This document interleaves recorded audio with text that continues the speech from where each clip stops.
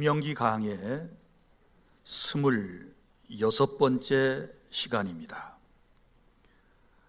구별된 성민의 삶이라고 하는 주제로 여러분들과 함께 말씀을 나누도록 하겠습니다. 우리가 세상을 살아가면서 나 자신이 누구인가를 아는 것은 내 삶에 매우 중요한 것입니다.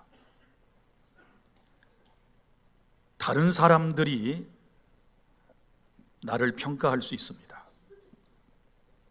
그리고 나 자신이 나를 평가할 수도 있습니다. 그럼 세상 사람들은 보통 한 사람을 평가할 때 어떤 기준에 의해서 평가를 할까요? 다 나름대로 기준이 있는데 보통 자기 기준입니다. 이렇게 판단하지 않습니까? 먼저 외모를 봅니다. 첫인상 굉장히 중요합니다. 호감이 가는 얼굴이 있고 또 호감이 가지 않는 얼굴이 있지요.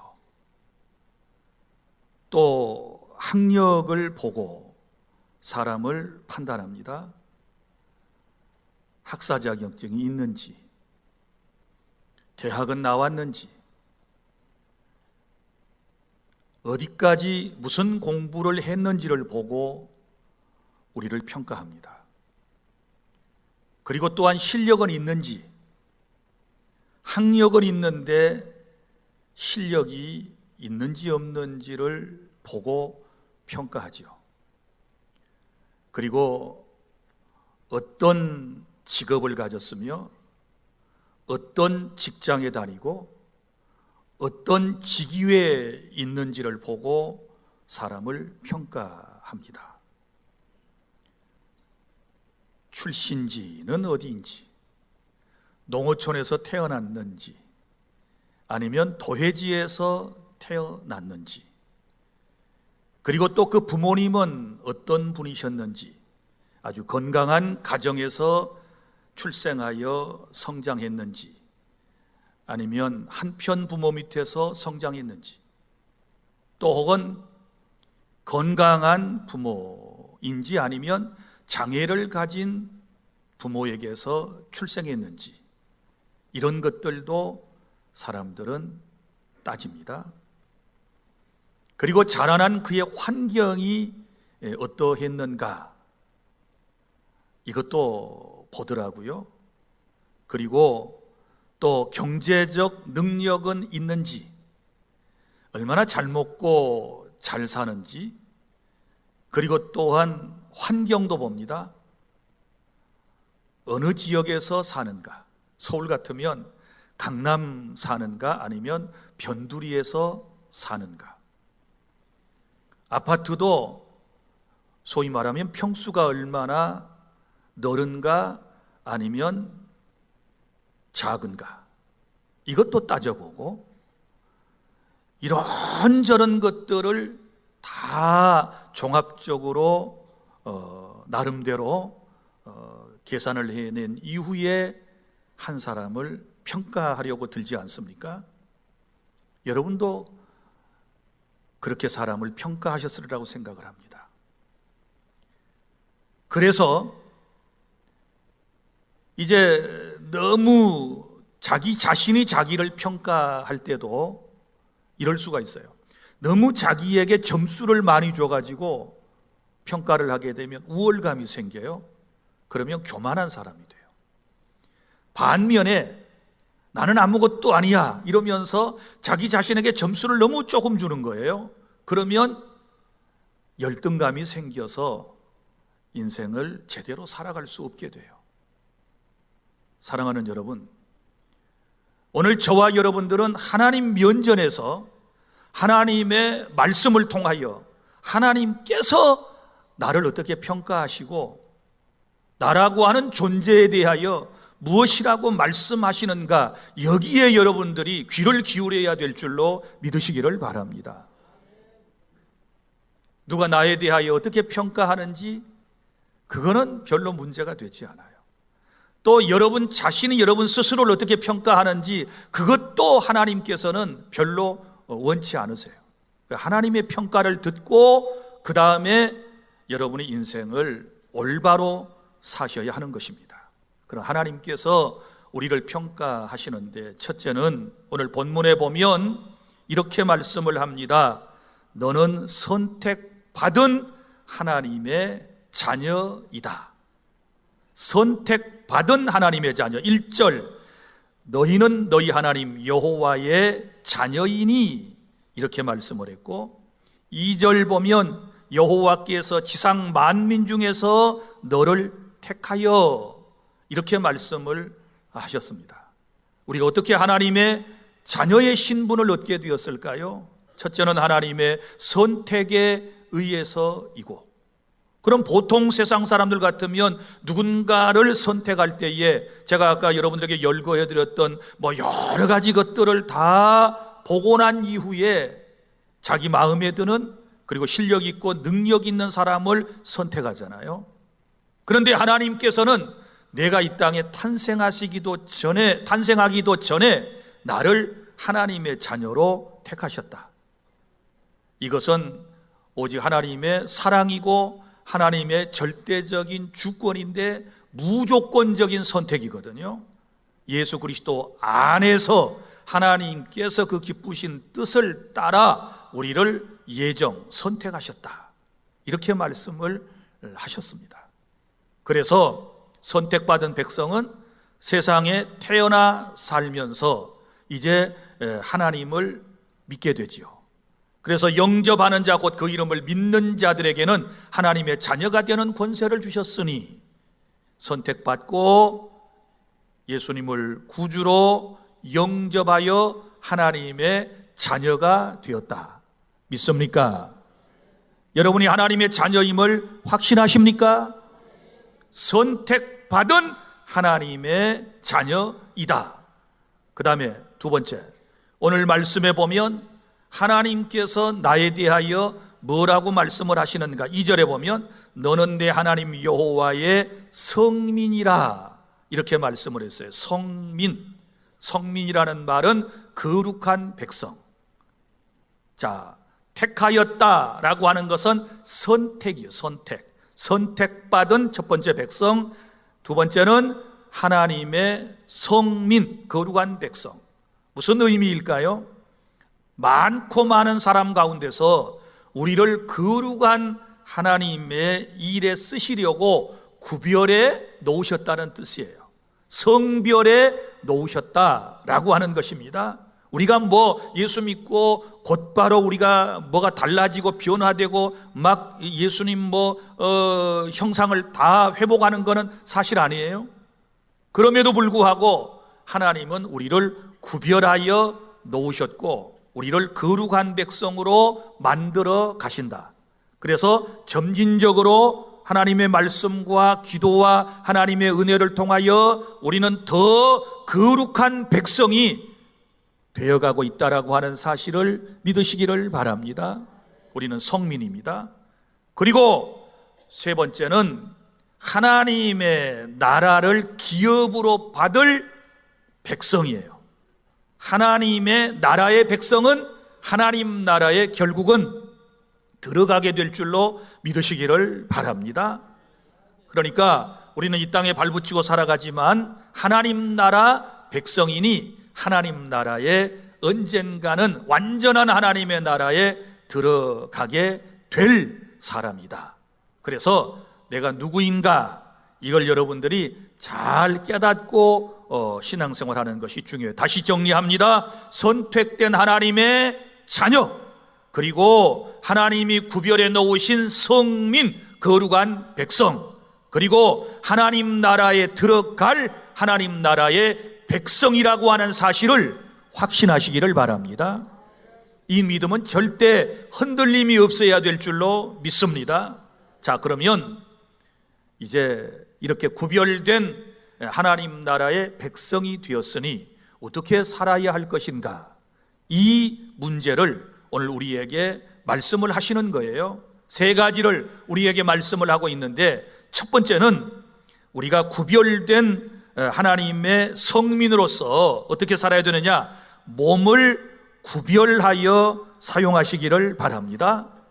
우리의 몸을 구별하여 사용하여라. 1절부터 2절에 보면 이런 말씀 나옵니다. 구원받은 백성이 자기 몸을 함부로 해서는 안 된다 그랬습니다. 특별히 여기 이방인들이 하는 것처럼 자기 몸을 함부로 해서는 안 된다라고 말씀을 하시면서 죽은 자를 위하여 자기 몸을 베지 말며 눈썹 사이 이마 위에 털을 밀지 말라. 이 말씀이 무슨 뜻일까요? 자, 여기 죽은 자를 위하여 그랬으니까 이것은 이방인들의 장례 풍습을 생각해야 돼요. 이방인들의 예수님을 믿지 않는 그 당시 하나님을 믿지 않는 그 당시의 사람들이 장례가 발생하면, 누군가가 세상을 떠나게 되면, 특별히 사랑하는 사람, 존경한 사람이 세상을 떠나게 되면 맨 먼저 하는 행위가 뭐냐? 이 고인의 죽음에 대하여 지극한 애도를 표하기 위해서 먼저 자기 몸에 상처를 내고 피를 흘려요. 그러니까 이건 최고의 슬픔을 나타내는 이방 사람들의 행위가 자기 몸을 이제 피를 흘리게 하는 것, 자해하고요. 그 다음에 이마 사이에 털을 미는 것, 이것은 하나님을 믿지 않는 사람들의 장례 문화였다라고 하는 것을 여러분이 이해하고 이 말씀을 들어야 하는 것입니다. 그러니까 이제 그들은 정말 슬픔을 내가 이렇게 표현합니다. 너무너무 아쉽습니다. 너무너무 안타깝습니다. 그래서 몸을 자해하고, 또 하나는 그 음부의 신들을 달래기 위해서 자기 몸에 상처를 내고 피를 흘리는 거예요. 그러니까 이것은 어떻게 보면 우상숭배와도 같은 행위가 바로 자기 몸을 상하게 하는 것이기 때문에 지금 우리에게 경고의 말씀을 주시는 것입니다. 자, 사랑하는 여러분, 하나님께서 특별히 몸을 자해하지 말아라, 자기 몸을 소중히 여겨라 라고 말씀을 하신 것은 왜 그러셨을까요? 하나님께서 주신 몸, 지체를 소중하게 여겨라, 함부로 하지 말아라 라고 하는 말씀인 줄로 믿으시기를 바랍니다. 우리 성경을 몇 곳 찾아보면 고린도전서 3장 16절에 하나님의 영이 거하시는 성전, 이렇게 말씀을 해요. 자, 너희 몸은 하나님의 성령이 거하시는 성전이다. 성령께서 우리 안에 들어오셨어요. 그러면 우리를 집으로 삼고 계시기 때문에 내가 뭐가 되는가요? 성전이 되는 거예요. 그러니까 이 성전된 몸을 함부로 해서는 안 돼요.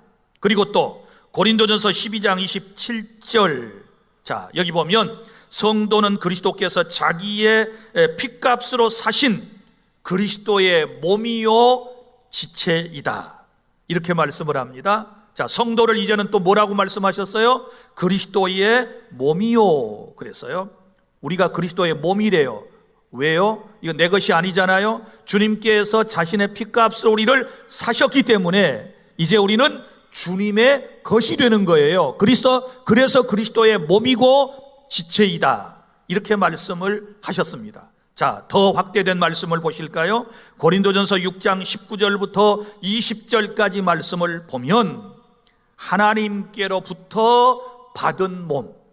자, 우리 몸은 누구에게 받았나요? 하나님께로부터 받은 몸. 우리 유교 사상에도 이 육신의 몸을 소중히 간수해야 할 이유는 부모로부터 물려받은 몸이기 때문에, 이건 머리카락 하나도 함부로 할 수 없다 그래가지고 머리카락 하나 긴 거잖아요. 그런데 우리는 거기서 더 나아가야 돼요. 우리의 몸은 하나님께서 주신 거예요. 믿습니까? 하나님께서 부모님을 통하여 이 세상에 태어나게 하셨다. 그래서 내 몸은 하나님으로부터 받은 몸이다, 이 사실을 믿습니까? 그리고 또 나옵니다. 성령이 거하시는 전이요, 그러니까 성전이에요. 그 다음에 또 나옵니다. 값으로 샀다. 값으로 샀다. 예수님께서 자신의 핏값을 하나님의 공의 앞에 지불하시고 우리를 사셨다. 고로 우리는 너무너무 소중한 몸을 가진 그리스도인이기 때문에 함부로 자기 몸을 혹사한다거나 함부로 자기 몸을 자해한다거나 해서는 안 된다라고 주께서 우리에게 말씀을 해 주셨습니다. 그리고 또 하나의 교훈은 뭐냐 그러면 우리의 몸이 왜 소중하냐? 죽음 후에 부활할 몸이에요. 이 몸이 완전히 멸절되거나 소멸되지 않아요. 죽고 난 다음에도 이 몸이 다시 살아난다고 성경이 우리에게 말씀을 하고 있지 않습니까? 그리고 여기 보면 지금 이 불신자들이 왜 누군가가 죽으면 자기 몸을 베고 막 털을 밀고 이렇게 하는 것입니까? 너무 슬프기 때문에 그러잖아요. 자, 이거 장례식이라고 그랬습니다.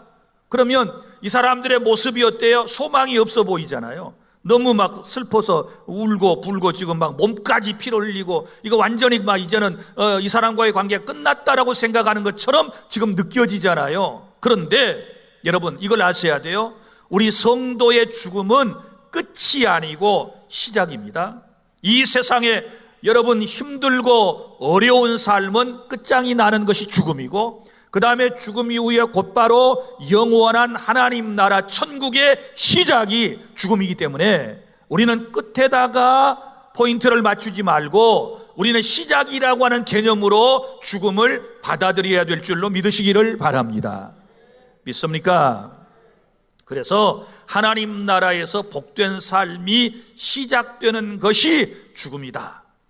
그리고 데살로니가전서 4장 13절부터 18절까지 말씀해 보면 거기 무슨 얘기가 나옵니까? 사람이 죽지만 그리스도인은 그리스도께서 부활시켜 주실 것이다. 부활에 대한 말씀과 그리고 맨 끝절에 보면은 이 말로 서로 위로하라.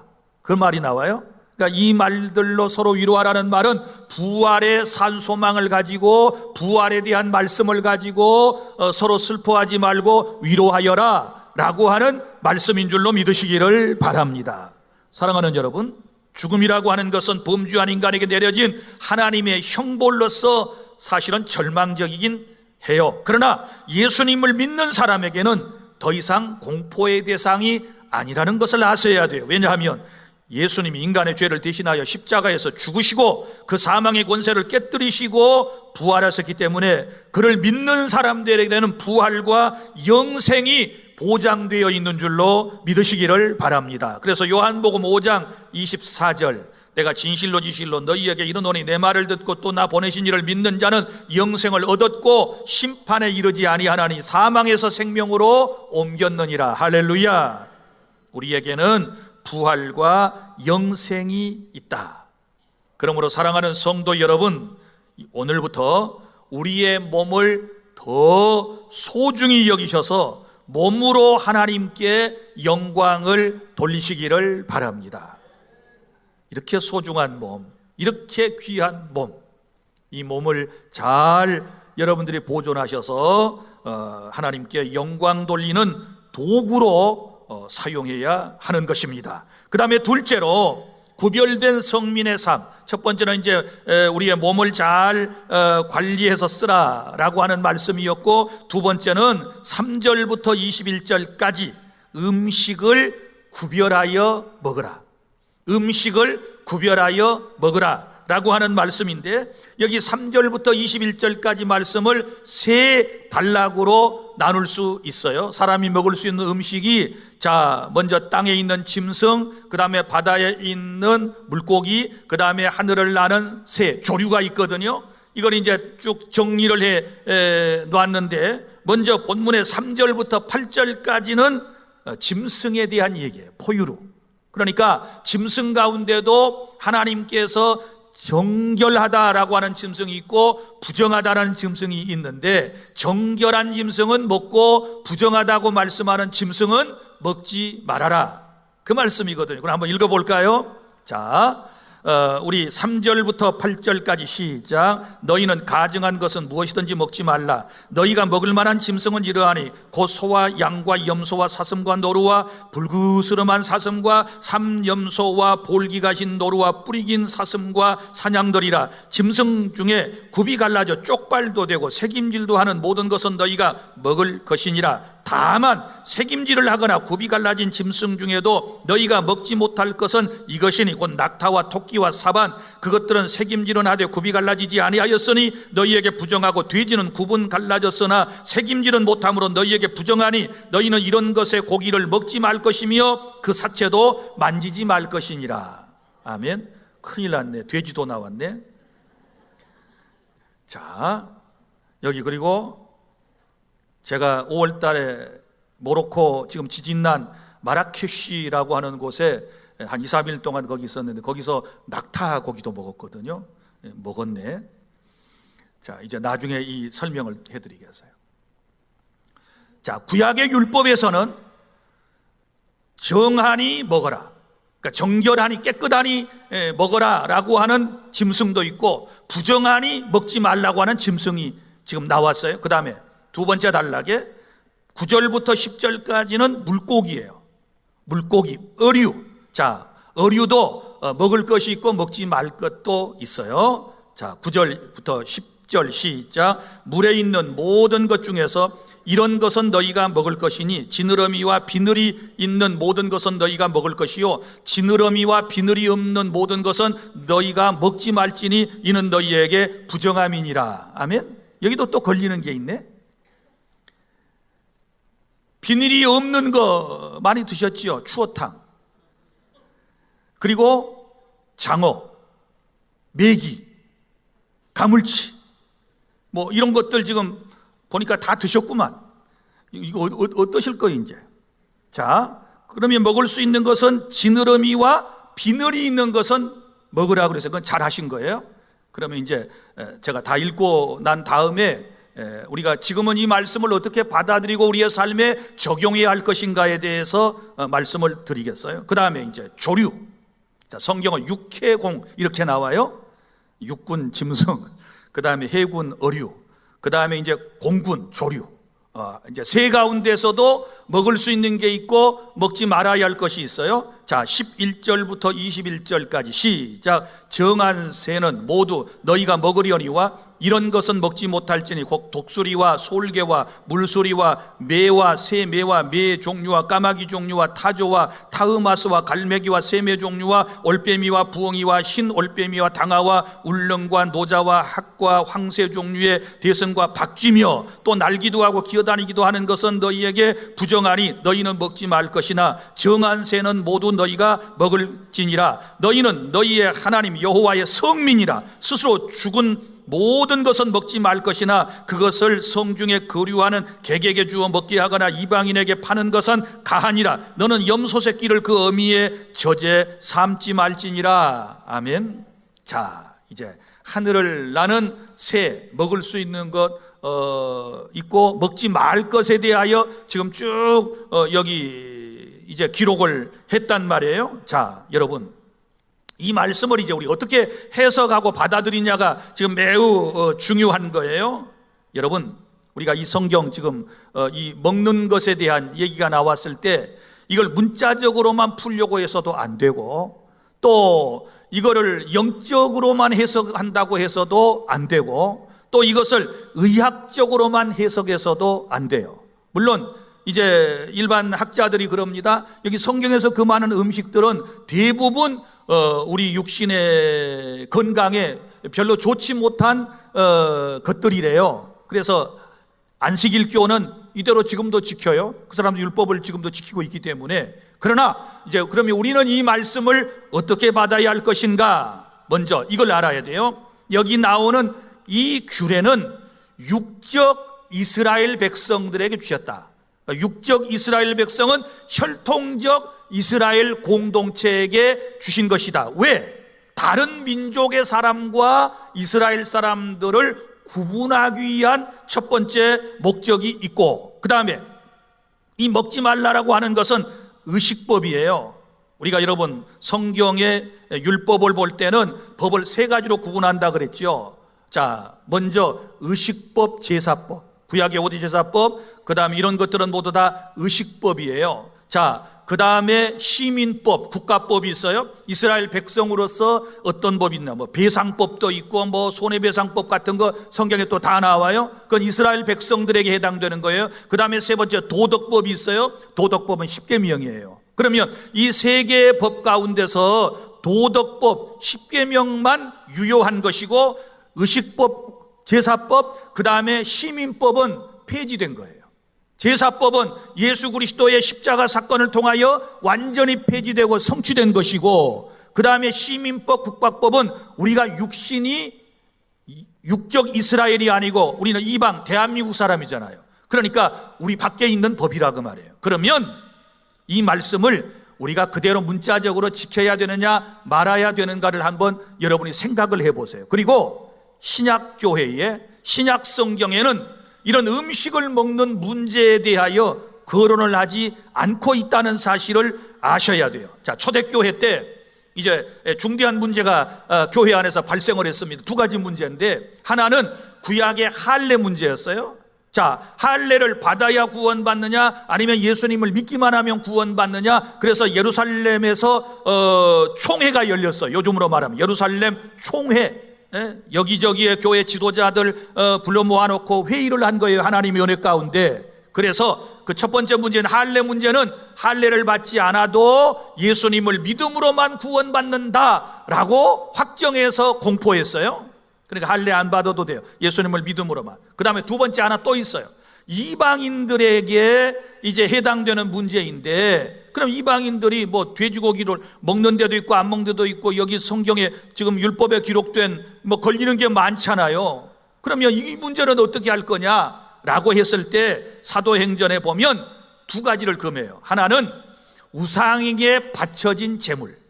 그러면 우상에 바쳐졌다는 말은 당시에 하나님을 안 믿는 사람들은 자기가 음식을 먹기 전에 전부 다 어디다 바쳐야 돼요? 신한테 바치고 그 다음에 그걸 먹고 그것을 또 시장에 갖다 팔았다 그 말이에요. 그러니까 우상에게 바쳐진 제물은 먹지 말아라. 또 하나, 그 다음에 짐승을 먹을 수 있는데 그 짐승을 죽일 때 목을 매가지고 아주 잔인하게 고통스럽게 죽인 그런 짐승, 그런 고기는 먹지 말게 하자, 이렇게 결의를 한 거예요. 그래서 우리는 그 결의가 지금도 우리에게 유효하다라고 하는 것을 여러분이 분명히 알고 또 믿으셔야만 하는 것입니다. 그러니까 음식 문제에 대해서는 이 두 가지만 피하면 걸릴 게 없어요. 그죠? 자, 하나 뭐라고요? 우상에게 바쳐진 거. 그런데 또 이런 상황도 있어요. 고린도라고 하는 도시는 우상의 도시였거든요. 그래서 시장에다가 내다 파는 모든 고기는 일단 신전에 가지고 와서 신한테 제사를 드리고 난 다음에 팔도록 되어 있어요. 그래서 시장에서 제사를 드렸던, 신에게 바쳤던 제물이 팔려지는 거예요. 그러면 고린도 교회 신자들이 있는데 우상의 제물이니까 먹어야 됩니까 말아야 됩니까? 바울한테 질의를 한 거예요. 그랬더니 이런 대답이 왔어요. 자, 무릇 시장에서 파는 것은 양심을 위하여 묻지 말고 먹어라.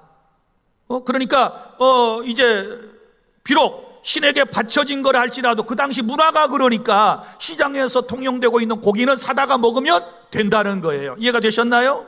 그리고 이제 디모데전서 4장 4절에 보면 이런 말씀이 나와요. 하나님이 지으신 모든 것이 선함에 감사함으로 받으면 버릴 것이 없다. 믿습니까? 우린 자유예요, 자유. 그러니까 제발 뭘 먹다가 나한테 전화하지 말아요. 목사님 멍 하는 거 먹어야 돼요, 말아야 돼요? 목사님 이거 먹어야, 성경 읽다 보니까 이거 먹지 말라고 돼 있는데 어떻게 해요? 이제 질문 안 해도 되시겠지요? 그러니까 우리가 조금 조심해야 할 것은 이런 거예요. 뭐 짐승을 먹기 위해서 잡는데 너무 잔인하게 하지 말아라. 그 다음에 요리를 할 때도 보세요. 여기 21절에 보면 염소 새끼를 그 어미의 젖에 삶지 말아라. 이거 좀 잔인하잖아요. 어미 새끼 이 같이 지금 다 먹겠다는 얘기인데 아무리 짐승이죠 이렇게 해서는 안 된다. 그리고 잡아먹을 짐승이지만 너무 고통스럽게 잔인한 방법으로 죽이지 말아라. 그래서 우리 환경단체에서도요, 우리가 식용으로 쓰는 짐승을 잡을 때도 순간적으로 딱 죽도록 그렇게 하라고 그래요. 1시간 이상 고통을 줘서 죽이면 이거 불법이 되는 거예요. 이거 아셨나요? 그러니까 너무 잔인한 방법으로 고기를 짐승을 죽여가지고 먹는 것은 옳지 않다. 그래서 이거 하다가 낙지 탕탕이를 생각해 봤네. 아니, 낙지를 먹으려고 그 세발낙지, 목포 사람들은 시발낙지라고 그래. 요걸 도마에 놔두고는 막 탕탕탕탕탕탕 쳐서 그 살아있는 걸 먹는데, 이건 어떻게 해결하면 좋겠어요? 이건 목포 문화예요, 문화. 그러니까 그렇게 먹어도 뭐 괜찮은 사람은 드시고, 이거 너무 잔인해 그러면 또 삶아 먹든지, 그리고 아주 정 먹기 힘들면 나한테 가져와요. 내일 제 생일이요, 생일. 가져와요.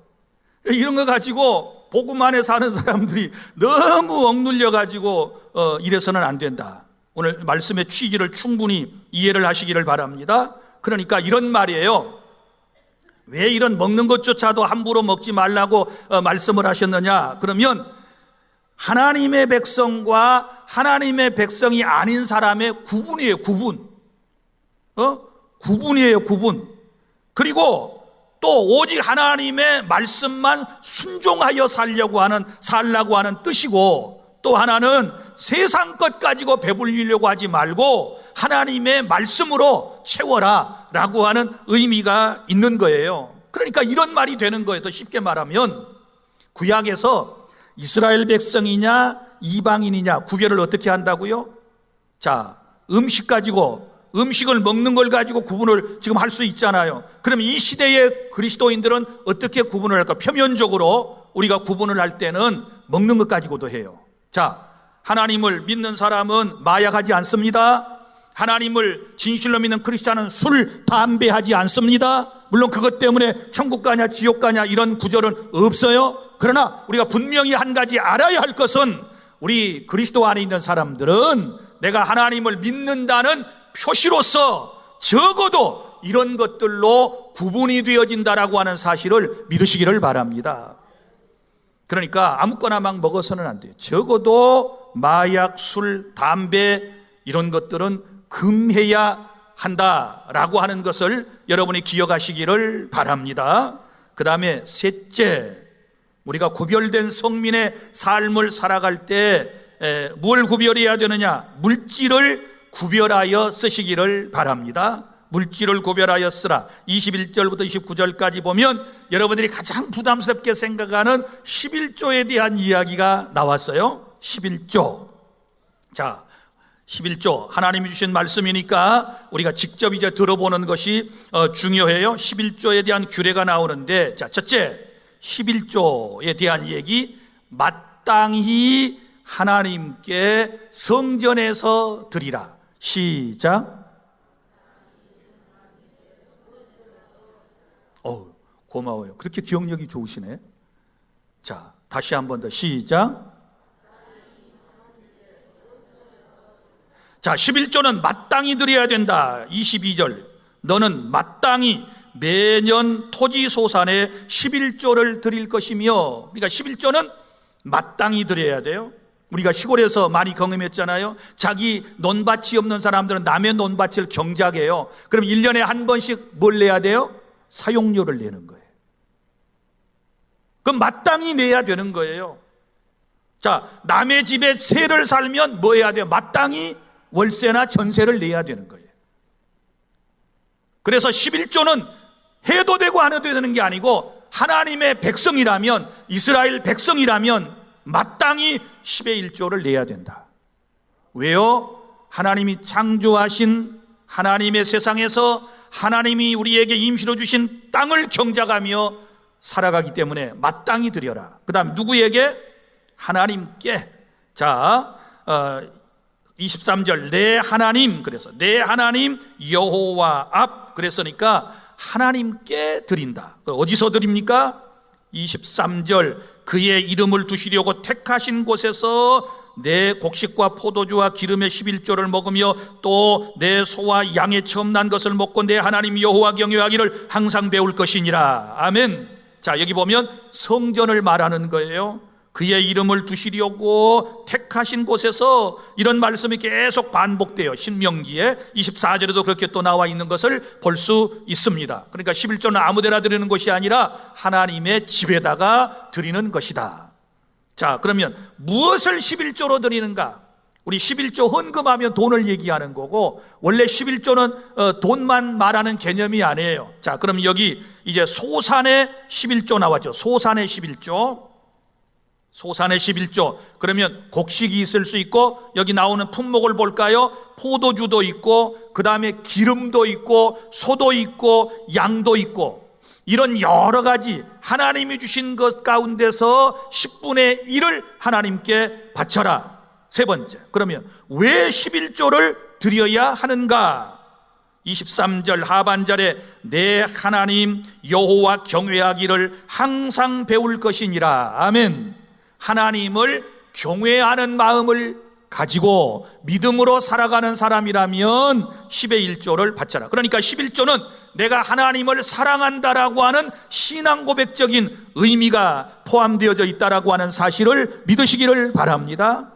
그 다음에 네 번째 드리는 방법은 24절부터 26절까지 동물, 식물, 돈 다 드릴 수 있는데, 자, 24절 그러나 내 하나님 여호와께서 자기의 이름을 두시려고 택하신 곳인 내게서 너무 멀고 행로가 어려워서 내 하나님 여호와께서 그 풍족이 주시는 것을 가지고 갈 수 없거든. 무슨 얘기예요? 당시 농경문화 사회 속에서 지금처럼 뭐 트럭이 있는 것도 아니고 짐을 운반할 수 있는 도구가 마땅치도 않은 시대에, 자, 예를 들어서 이제 여기 우리 교회가 있어요. 그런데 이 사람이 저기 어디서 사느냐? 지리산 자락에 살아. 그곳에서 농사를 엄청 했어. 그런데 10의 1조를 이제 가지고 와 바쳐야 되잖아. 그쪽에서 뭐 예를 들어서 배 농사를 했는데 한 100박스 정도를 했다고 쳐. 100박스? 그러면 얼마를 바쳐야 돼요?